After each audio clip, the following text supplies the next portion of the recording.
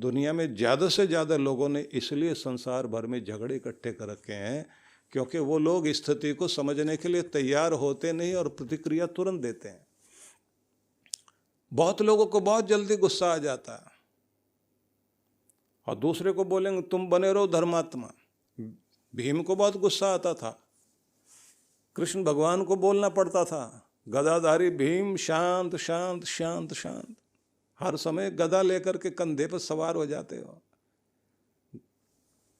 एक बार तो बहुत गुस्से में आ गया और कृष्ण भगवान के सामने जाके बैठ गया, बोले अब की बार शांत मत कहना, बहुत हो गया, कितना बर्दाश्त करेंगे हम।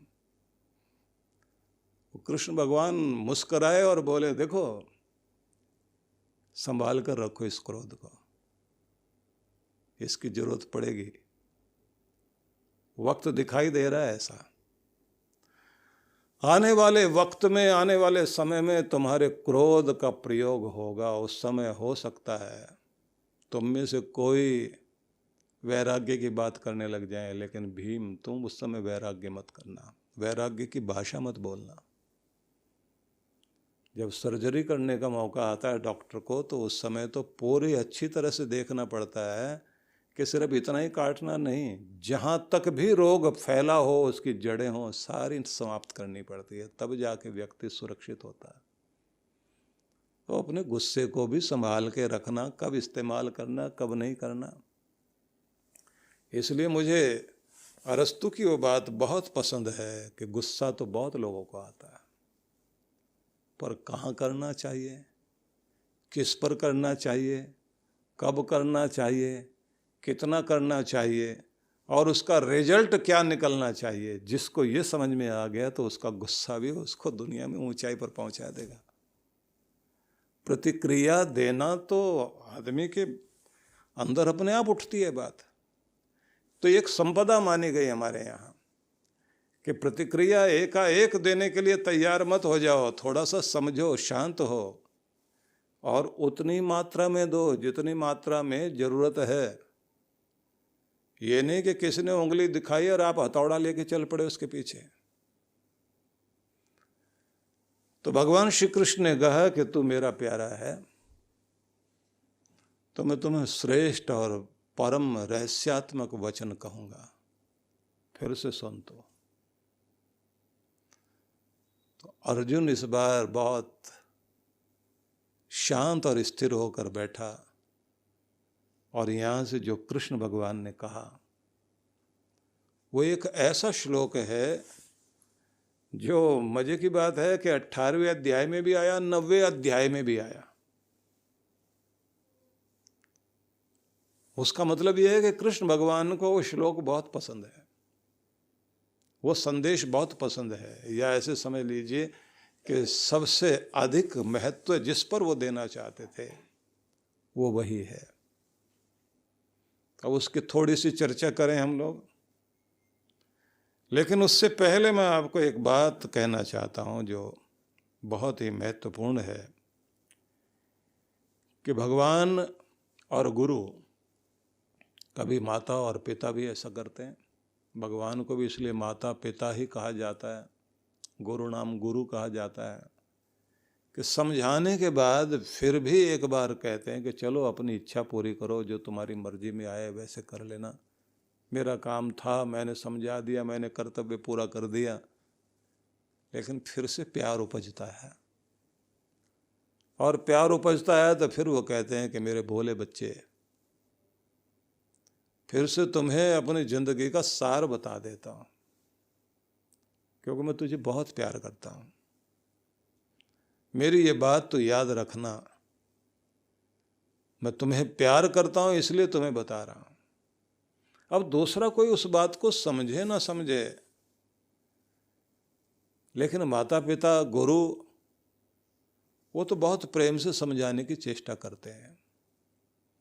और एक बात ध्यान रख लीजिए कि जिस गहराई से कोई, दिल की गहराइयों से कोई बात कहे, उतनी ही दिल की गहराइयों से अगर कोई सुनने वाला हो तो जिंदगी में क्रांति घट जाती है। बहुत लोग को लगता रहता है, माँ बाप को तो आदत है बताने की, समझाने की, भाषण देने की। बल्कि एक दूसरे को, अपने दूसरे भाई के बाहों को दबाता हुआ वो इशारा कर देता है कि शुरू हो गया भाषण, सुन लो। जब देखो तभी ये लोग समझाते रहते हैं। टोडरमल राजा था जिसने काशी के शिवालय के लिए भी निर्माण में अपना योगदान दिया था अपने समय में।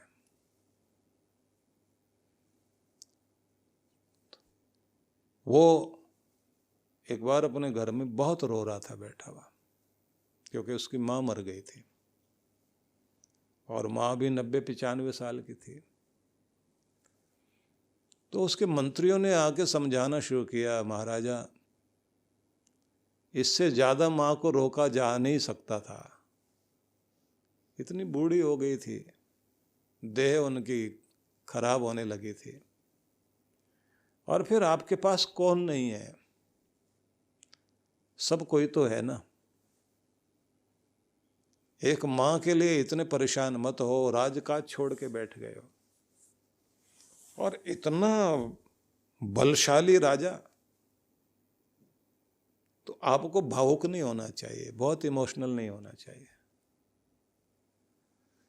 देखो सब है आपके पास में, कौन सा रिश्ता नहीं है। टोडरमल ने कहा बस एक रिश्ता ऐसा था, जय जयकार करने वाले, कीर्ति करने वाले तो बहुत लोग हैं दुनिया में, सच्ची तारीफ करने वाले भी हैं, झूठी तारीफ करने वालों की तो लाइन लगी हुई है।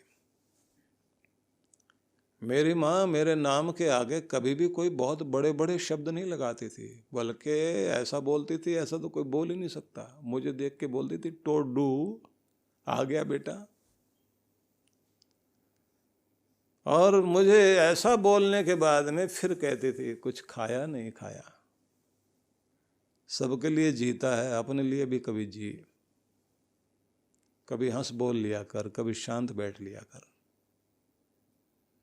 आ मेरे पास 2 घड़ी बैठ। और उसने अपने लिए माँ ने कभी कुछ नहीं मांगा, मेरे सिर पे हाथ रखकर वैसे ही प्यार देती थी जैसे मैं उसका बहुत छोटा सा बच्चा हूँ, और पूरी दुनिया में उसके मुकाबले पर कोई और चीज उसका स्थान नहीं ले सकती जो मेरी माँ का स्थान है। जब कोई चीज खो जाती है तब उसकी कीमत पता लगती है। इस महलों में मेरे लिए नारे गूंजते हैं, मेरे लिए सम्मान के शब्द गूंजते हैं, बस वो आवाज़ खो गई है, वो आवाज़ खो गई जिसके लिए मैं जब इधर से गुजरता हूँ तो मेरी माँ का ये स्थान, ये कक्ष जहाँ मैं प्रणाम करके जाता था और वो आवाज़ आती थी और मैं उसके पास जाता था, और कमाल ये कि सब सोए पड़े हैं लेकिन वो जागी होती थी, और मेरी पसंद का किसी और को पता होता था या नहीं होता था तो वो बोल देती थी आज ये वाला भोजन बनाना, उसने अब तक ये वाले स्वाद खाए ना, अब वो टेस्ट बदलना चाहेगा, इस बार ये वाला बनाना भोजन। मेरी रग रग को पहचाने, मेरे स्वभाव को पहचाने, कि उसके जाने के बाद मुझे लगता है कि दुनिया में उसकी जगह कोई ले ही नहीं सकता। तो खो जाए कोई हमारा रिश्ता और उसके बाद हम उसकी कद्र करें, बात तो तब है जब सामने हम उसका सम्मान कर सकें। इसलिए जब कोई बहुत प्यार से कहे उसे उतने प्यार से सुनना भी चाहिए। मैं ये भूमिका इसलिए बताना चाहता हूँ कि जिससे आप ये समझ सकें कि आगे जो भगवान श्री कृष्ण कहेंगे वो कितने प्यार से कह रहे हैं, और वो सिर्फ अर्जुन को नहीं कह रहे हैं, वो हम सबके लिए कह रहे हैं।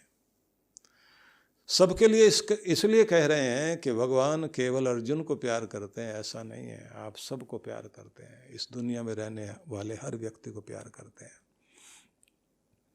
तो ये 18वें अध्याय का 64वां श्लोक और इसके बाद में 65वां श्लोक देखिए आप। सुनने में बहुत सामान्य लगता है लेकिन रहस्यात्मक ज्ञान है ये। कहते हैं मन मना भावा। अर्जुन मेरे मन वाले हो जाओ, तुम्हारा मन तुम्हारा न रह जाए, मेरा हो जाए। तुम्हारा चिंतन, तुम्हारा मनन, मन की एकाग्रता का विकास करते हुए, मन की एकाग्रता को बढ़ाते बढ़ाते उसे मुझे सौंप दो। आपको लगता होगा कि इतना ही तो कहा है, अपना मन मुझे अर्पित करो। मन मना भाव नहीं, वो कहना चाहते हैं कि इस मन की एकाग्रता को उस पूर्णता तक लेकर के आओ जहां दुनिया खो जाए और तुम्हारी मैं भी खो जाए और मेरी अनुभूति होने लग जाए। मतलब ये ध्यान वाली स्थिति है।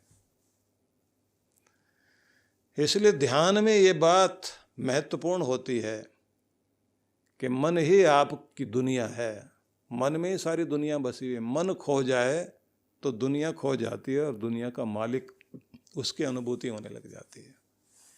इसलिए नो माइंड स्टेट जो है ध्यान में बड़ी महत्वपूर्ण स्टेट है। एक ऐसी स्थिति जब मन नहीं, विचार नहीं, थॉटलेस हो जाए आप, आपका मौन उतना सद जाए कि अंदर विचारों के जो बुलबुले उठ रहे थे वो सब के सब खो जाएं उस समय, और अंदर केवल मात्र खुद की भी अनुभूति न रहे कि मैं कहाँ बैठा हूँ, किस स्थिति में बैठा हुआ हूँ। तो इसके लिए पहली चीज होती है कि मन की एकाग्रता को साधें और उसका विकास करें। मन को एकाग्र करना, कंसंट्रेशन बनाए रखना, टिकाए रखना। कोई भी काम करें तो उसमें पूरी तरह से आप मन को टिकाएं। और ये कब टिकता है, तो इसका रहस्य उन्होंने पहले ही कहा कि मैं तुम्हें रहस्यात्मक ज्ञान देने लगा हूं इसलिए क्योंकि तुम मेरे प्यारे हो। तो इसका दूसरा अर्थ यह हुआ कि तुम्हारी एकाग्रता वहीं होती है जहां तुम्हारा प्यार होता है। और अगर तुम्हारे मन में प्यार नहीं है तो एकाग्रता नहीं सदेगी। एकाग्रता जब सद जाती है प्यार में, तब व्यक्ति, मैं उसके लिए और क्या कर सकता हूं, क्या दे सकता हूं, मैं उससे क्या ले सकता हूं, ये नहीं। प्रेम वाला व्यक्ति क्या दे सकता है, उसको खुश रख सकूं, उसकी खुशी के लिए मैं क्या कर सकता हूं, मेरे लिए वो महत्वपूर्ण है। तो जब आप प्रेम वाले होते हैं तो ये बात ध्यान रखना, जिस चीज पर आपका प्रेम होता है मन भी वहीं जाता है, और जब मन उसमें जाता है तो एकाग्र भी उसी में होता है।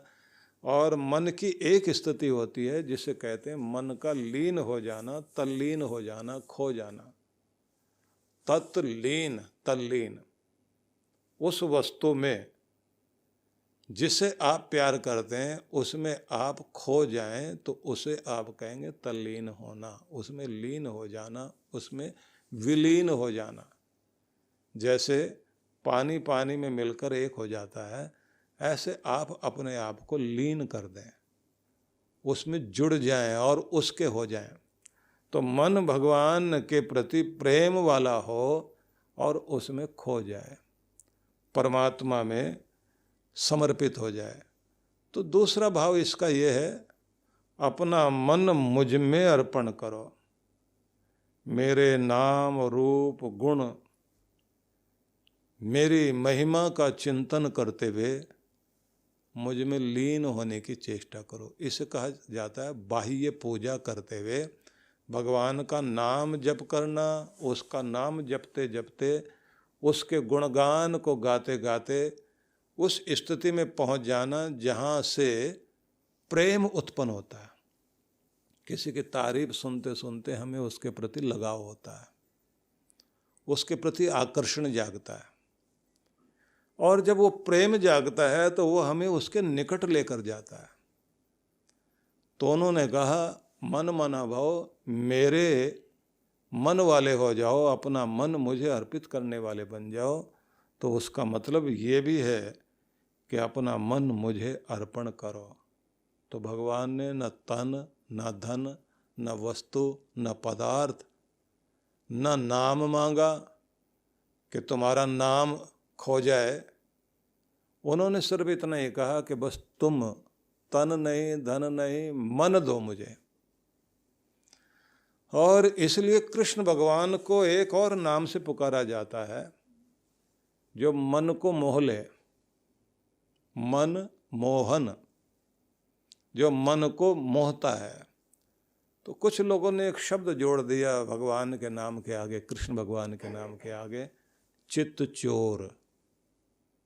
अब ये चोर शब्द नहीं समझ में आता, लेकिन यहाँ इतनी बात तो जचती है कि जो हमारा चित्त चुरा ले, हमें पता भी ना लगे और हमारा चित्त चुरा ले, तो इस भाषा को इस तरह से तो बोल सकते हैं। बाकी मैं कृष्ण भगवान के लिए न तो सुनता कि कोई उन्हें चोर कहे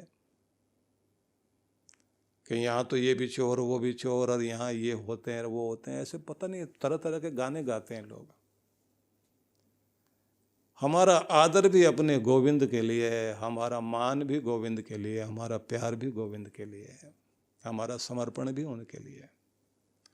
तो जो चित्त को चुरा ले, हमें पता भी ना लगे और हम कब उनके हो गए, तो उस रूप में आप उनको चित्त चोर कह सकते हैं कि चित्त जिसका हो जाए तो वो मनमोहन है, मन को मोह लेते हैं। और एक नाम उनका और बहुत कमाल का है कि जो मद न छोड़ें और मोह न छोड़ें, व्यक्ति के जीवन के मद को दूर कर दें और मोह को भी दूर कर दें।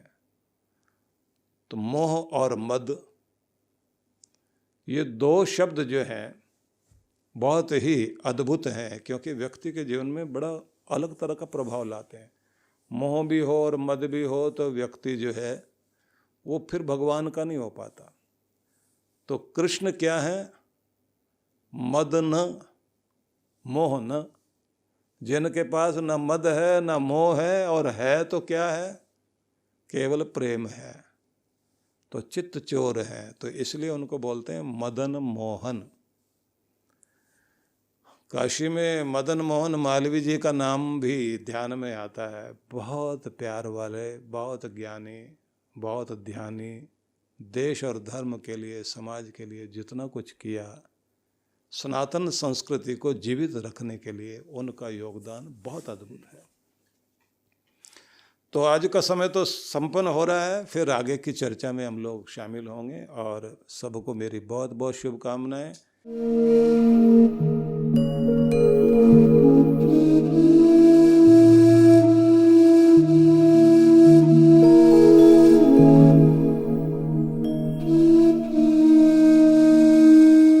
अन्नपूर्णे सदा पूर्णे शंकर प्राण वल्लभे ज्ञान वैराग्य सिद्ध्यर्थम भिक्षाम देहि चा पार्वती। अर्थात हे अन्नपूर्णे, आप सदा पूर्ण हैं, भगवान शंकर की प्राण वल्लभा हैं। हे माँ पार्वती अन्नपूर्णा, आप मुझे भिक्षा दे जिससे हमारे ज्ञान वैराग्य की शुद्धि हो जाए। सेवा आज जिस संस्थान का पर्याय बन चुकी है वो है पूज्य श्री सुधांशु जी महाराज के सानिध्य में संचालित विश्व जागृति मिशन। सेवा के क्षेत्र में मिशन की एक और नई पहल अन्नपूर्णा योजना। इस योजना में आप अपने एवं अपने परिवार जनों के जन्मोत्सव, विवाह की वर्षगांठ तथा दिवंगत परिजनों की पावन स्मृति में आनंद धाम आश्रम में स्थित गुरुकुल के ऋषि कुमारों एवं वृद्धाश्रम के वृद्ध जनों को सहभोज करा सकते हैं। इस अवसर पर प्रातः गुरुकुल के ऋषि कुमारों द्वारा वैदिक मंत्रोच्चारण के साथ आपके एवं आपके परिवार की मंगल कामनाओं के निमित्त यज्ञ का आयोजन किया जाता है। यजमान की सुख, समृद्धि और दीर्घ आयु के लिए प्रार्थना भी की जाती है। दोपहर को सहभोज का आयोजन होता है। आप सपरिवार आनंद धाम पधारे। यज्ञ में भाग लें और अपने हाथों से भोजन कराकर पुण्य लाभ एवं आत्म संतुष्टि के भाव से जीवन को आनंदमय करें। इस योजना से जुड़ने के लिए एवं अधिक जानकारी के लिए संपर्क करें 9582954200 9560792792। सहयोग राशि भेजने के लिए हमारा अकाउंट डिटेल है